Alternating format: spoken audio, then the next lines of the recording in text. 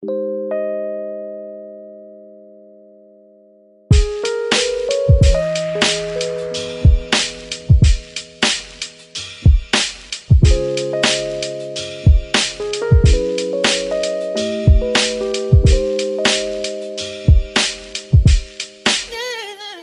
guys, thanks for tuning in. It's been a while. I hope you guys are doing great. In today's video, I want to share with you guys a product that I've been using for like the past couple of months that has completely helped me to transform my dry scalp issues. So I'm going to show you guys a DIY.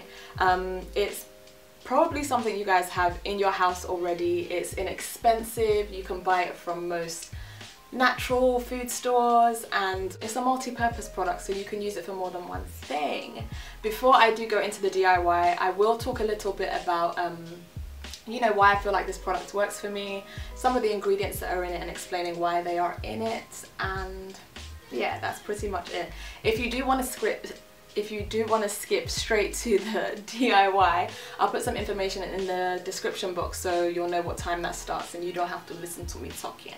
So for the most part of my relaxed hair journey, or what I can remember of it, and the first few months of me being 100% natural, i.e. no longer having my relaxed ends, so just post my transitioner chop, I had suffered from a seriously dry scalp.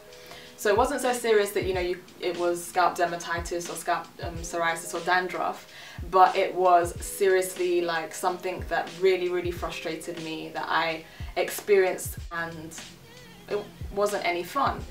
And just in case anyone's wondering, you know, how did you know it wasn't dandruff, I'll put a link below just to kind of explain the difference between dandruff and a dry scalp. And based on that, I knew that it was dry scalp issues, so I would have white flakes. So just for example, it was so bad that, let's say I washed my hair on Saturday, I'd say maybe like 4 days later, I would be the same person sitting in front of the mirror and scratching these flakes out of my hair, especially, you know, at the front of my hair where I felt like people could see it, or that was more exposed to the human eye. So I would scratch these out, use a comb, my fingers, and this was a frequent thing. It wasn't until I became natural, and not because I became natural, but not until I became natural, that I learned of two things that helped me to reduce the dryness, and the products that I'm going to show today being one of the things that, out of the two, that actually helped me to rid my scalp for the most part of the dryness and the flakes. So the first thing I learned when I fully became natural was that frequently washing my hair would help to reduce the dryness and the flakes. It kind of made sense because, you know, the more your scalp or your hair comes in contact with water, the more hydrated it is, and the less dryness you hopefully should experience. But I couldn't keep that up. You know, I was washing every week after I did my transitioner chop, only because I really was excited about seeing my hair in its natural state. I wanted to see how it took to water, so my hands were just in my hair, and I loved washing it.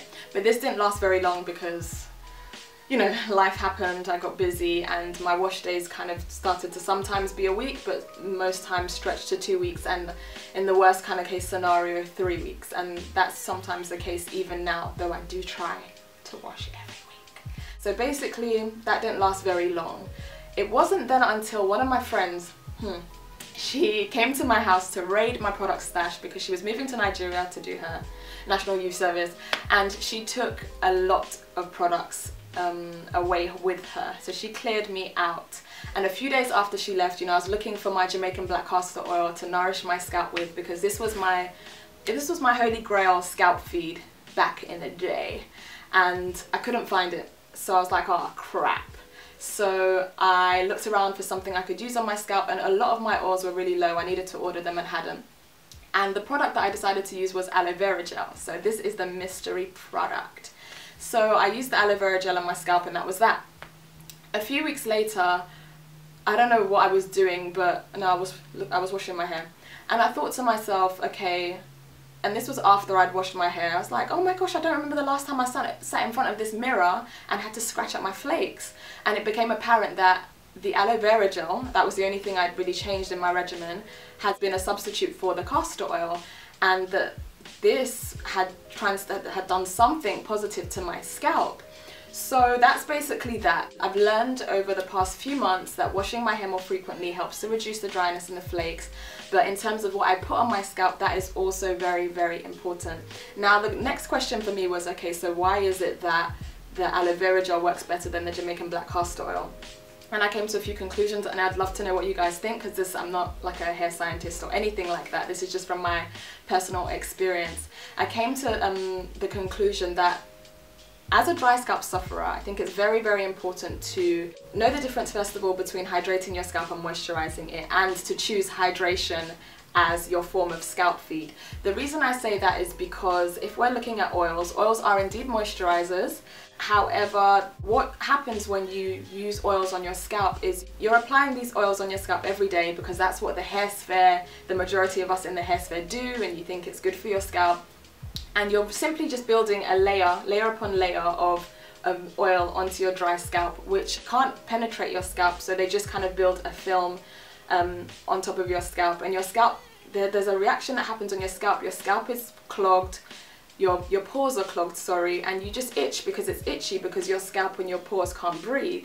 And what happens then is that you begin to scratch away, you know, dead skin, because the skin isn't hydrated, it's just literally clogged, and you're scratching away at the dead skin and also the oils that have dried and formed this layer on your scalp. So I think it's important to look for something that hydrates as opposed to moisturizes. Again, sorry to kind of be a bit techie here, or not techie but sciencey. Oils, I don't believe, can be hydrating. The reason I say that is because oils, yes, they're moisturizers, but they're what you call occlusives. So you guys may have heard of humectants. Humectants are products that you can use on your hair that help to attract moisture from the air. Occlusives are types of things like oils and butters which help to prevent water loss. So if an oil is helping to prevent water loss, my question is then, you know, what exactly is providing or giving the water in the first place? And that's where hydrating products come in. So I think it's very important for dry scalp sufferers to use something hydrating which has H2O present in it on their scalp, so that it can be penetrated, or to some extent penetrate the scalp and actually serve its purpose. And that's where aloe vera gel fits in, for me at least. You know, it's 99% water. If you put this stuff on your scalp, I dare you just to try it. You'll feel your scalp drinking it. You can definitely feel it, and maybe that's because it's, you know, cool upon application, I don't know, but it's very refreshing and it is hydrating. So that doesn't mean that, by the way, doesn't mean that I have completely parked my like Jamaican black castor oil on the bench, because castor oil has so many amazing properties. You know, that's why it's so loved in the hair sphere. So what I do is, you know, I nourish my scalp or feed my scalp with my aloe vera lotion or gel mix every day, and 2 or 3 days before wash day I then give my scalp all that yummy oil. So I feed my scalp with oils instead of my lotion. And the beauty of that is, you know, wash day is literally like 2 or 3 days later, so you don't have to worry about the product buildup that you can get from the oils, because you're pretty much going to wash it out. So you get the benefits, but then you get to wash it out before any potential negative effects. So that is that. I think I've covered pretty much everything. Finally, sorry, the ingredients in the product. So at first it started off as me just using aloe vera gel on my scalp. Now the aloe vera gel has a form of sulfur in it, so that's in the form of MSM powder. It also has ceramides in it, so that's via some of my essential oils. It's also stimulating via some of the essential oils, and it also has horsetail powder in it.